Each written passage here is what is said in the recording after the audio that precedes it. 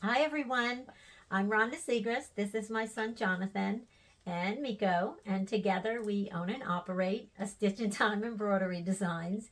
And we're here just to give you a quick introduction to our business and what we do. I started this business in 1998.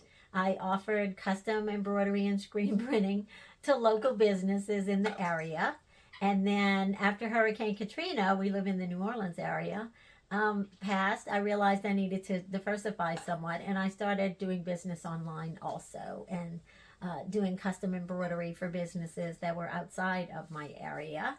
And then in 2015, I took digitizing lessons from Wilcom and started selling my own embroidery designs, our own embroidery designs on our website at a stitchintimedesigns.com.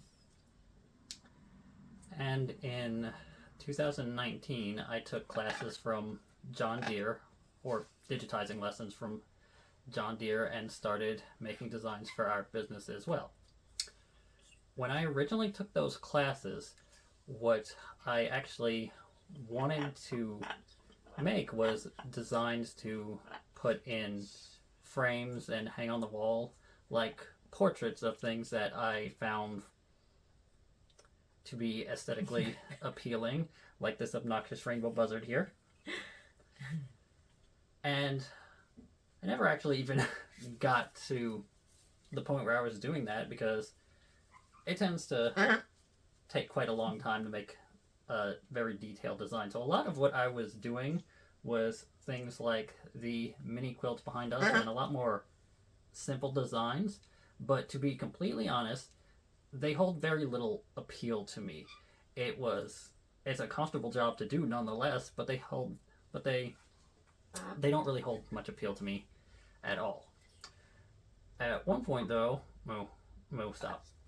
At one point though, for Halloween, I decided to make a tarantula out of thread. And after I made that, my mother bent the legs on one and realized that it would actually just stay standing up with the legs bent. That wasn't actually my original intention, but it was a great discovery.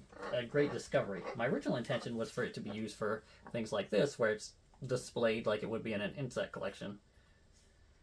But realizing that the legs could be bent gave me a whole new idea of what digitizing could be used for, and that gave me a lot more passion about actually doing it, because I realized that I could potentially take the things I like and bring them to life in a way that I never expected that one could do out of thread. So I started making other things. This is a smaller little spider. I have things like this roach, which is definitely not made so you can use them for nefarious purposes. It is definitely not intended to leave around the house Although to shock that's what people. they're doing with it. And I can also make plant life, like this little clover, which will just stand here. This is just one design. This is not wire or anything. It is all made of thread, and will just stand here. So that gave me a whole new idea of what I could use embroidery for, is to bring little bugs and little plants and things to life in a way that I've never seen anyone else do with embroidery. Certainly I've seen 3D freestanding lace designs, but none that were quite in the realm of what I actually really love. So doing things like that would be where my passion lies for digitizing and this business, in trying to bring little critters and plants to life out of pure thread, because it's a medium that anyone with an embroidery machine can make and enjoy. And what you did, I know you guys can see the dragonflies behind us. That was one of his projects from a couple of years ago. That large one, the head and body is freestanding lace The wings are thread and mylar, and it is absolutely gorgeous. It's really easy to stitch out. Pretty much anybody can do it. And then he made the little ones. Those fit in a 5x7 hoop, and of course they're assembled after. So it's a fun project. We have some pretty interesting designs. He's always got great ideas for new things that are coming out. So we would love to invite you to join our Facebook group where you can see what everyone is making with Jonathan's creations and with some of mine.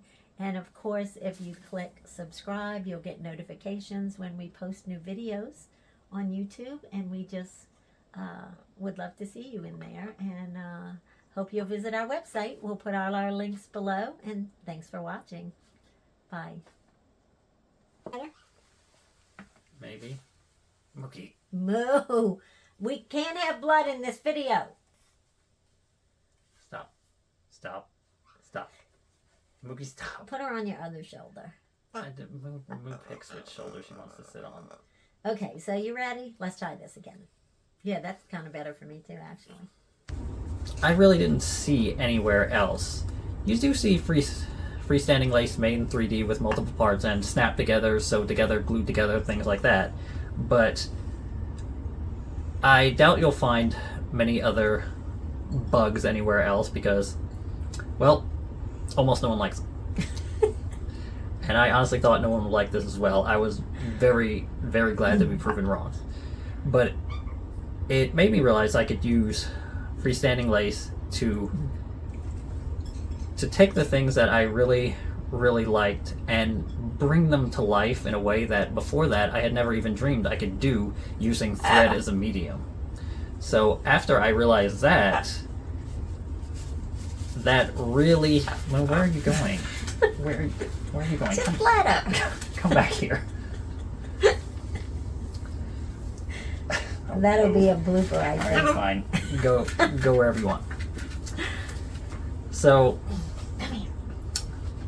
after making the first tarantula, I realized I could also make other things, like this roach. Can you get your bird? No. Make things like this roach, which is definitely not to use for nefarious purposes. Yes, it is. It's definitely, not to leave around the house and scare your family with. Or things like this little clover that's made entirely out of thread and it will just stand up. And hold on before Moo breaks something. Come here. Where are you going? Come here.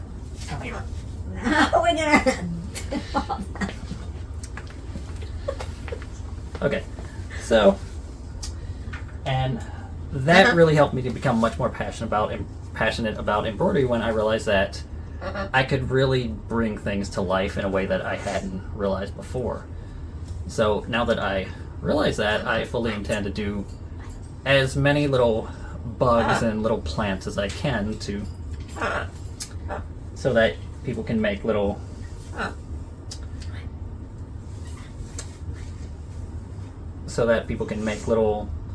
sets of them, little... Oh, Moo. I've completely lost track of where I was going with this, Moo.